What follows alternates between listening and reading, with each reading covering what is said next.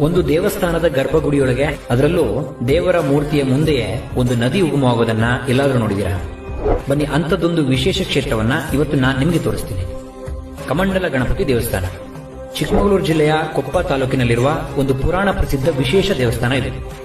ಶನಿದೋಷದಿಂದ ಮುಕ್ತರಾಗೋಕೆ ತಪಸ್ಸು ಆರಂಭಿಸುವ ಮೊದಲು ಸ್ವತಃ ಪಾರ್ವತಿ ದೇವಿಯೇ ತನ್ನ ಮಗನಾದ ಗಣಪತಿಯನ್ನ ಪ್ರತಿಷ್ಠಾಪಿಸಿ ಪೂಜಿಸಿದ ಜಾಗ ಇದು ಅಂತ ಪುರಾಣಗಳು ಹೇಳುತ್ತವೆ.